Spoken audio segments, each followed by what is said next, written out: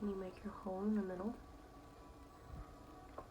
You gotta make sure you can press it down so there's no S cracks in it. What's the S crack, Miss Brittany? An S crack is when the bottom of your pot is not tight enough.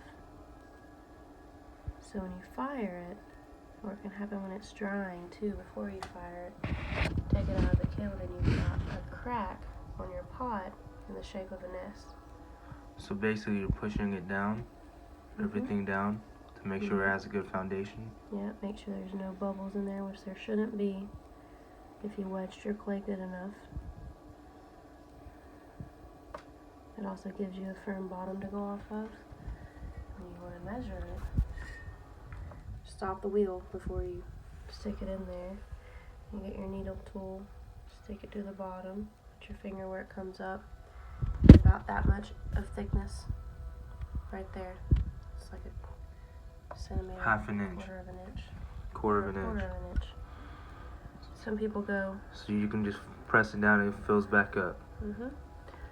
Some people go 1/8 of an inch. You can if you want to, but I like to go quarter of an inch because it allows me to carve into the bottom if I want to. On a trim, it gives me more freedom. And you want to make a donut by just slowly pulling the edges out. If you pull too fast or too much at one time, it'll get wobbly. You don't want that.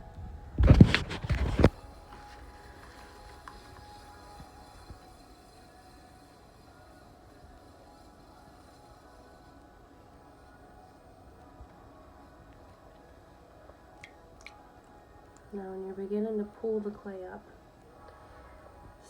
the clay masters do this move in 3 pulls, which a pull is just from bottom to top.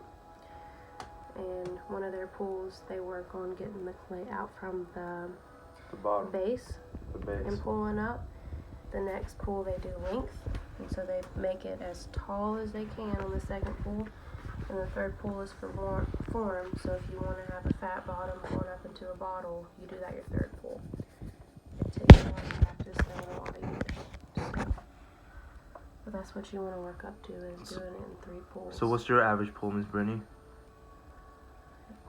At least 20, 30. 20, 30.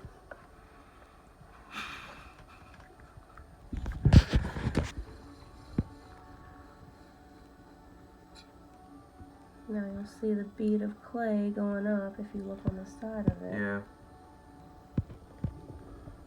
When you come up, you want to come all the way up. You don't want to stop right there and have this big rim. Because if that big rim's too heavy, as it's spinning, if your walls are getting thinner, which is how they should be, It throws off the balance. Like a balancing the wheel, a tire.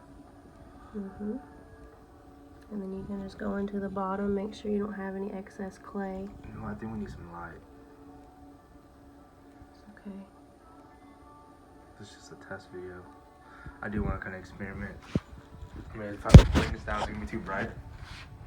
Just don't, well, you can only bring it down that way. Does it go all the way down? Yeah, if you look on this side, there's a... Yeah, I know, but it doesn't go that far, does it? You'll just have to turn it, but don't shine it on me. Shine it like in front of me. I don't want to see the light bulb though. It'd be better to do this during the day anyway because of the sunlight too. Sunlight always makes the best camera lighting. And now I can't see the inside of my pot, so.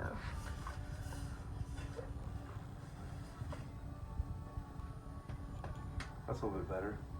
It's not too direct. Is that good for you? Yeah, that works. Is this actually kind of better? Yeah.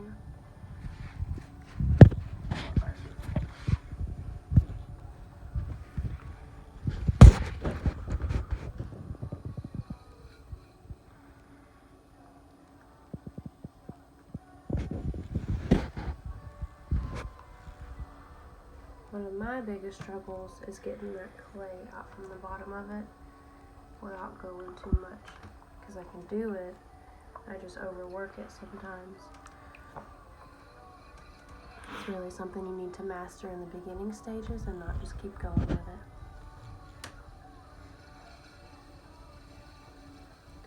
This is called choking it, or collaring the clay. You make it thin at the bottom that way, and also kind of helps to clean up that. So now I've got that bead of clay I have to pull up.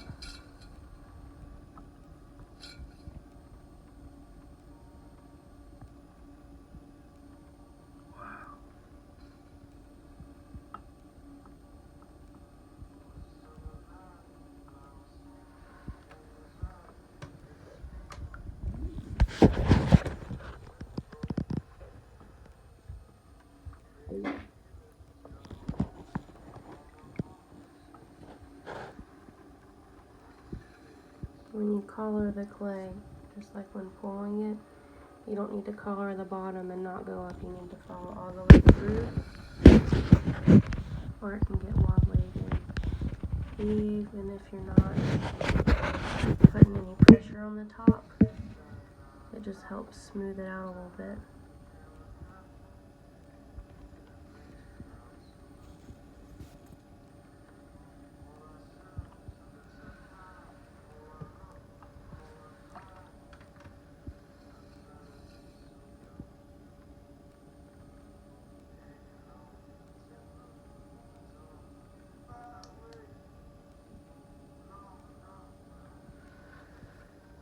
Now you see how it's wobbling? That's because some of my walls are too thin, which is okay. Because it happens sometimes. How do you even it out? You can even it out by pulling clay up from the bottom, and when you get to the part that's thinner, you ease off pressure. Can you feel it? Yeah, as it's going around, you can feel, because your fingertips are going to be like that close together on the walls. So you can feel it, but just like with that one, when I tried to just trim off the top part that was messed up, it messed it up when I tried to make it better. So it's also one of those things where sometimes you just got to deal with it, because if you keep working it, it might mess it up even more.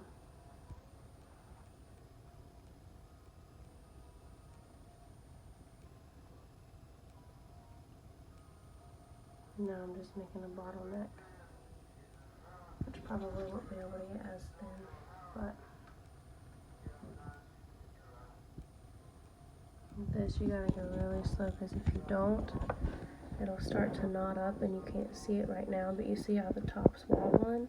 Yeah. It's because of the thinness right here in that ridge. If you go too fast, it'll tear. Not supporting it.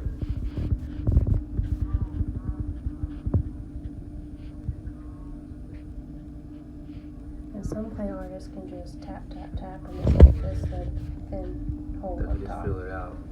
But I haven't practiced enough with it to be able to do that yet.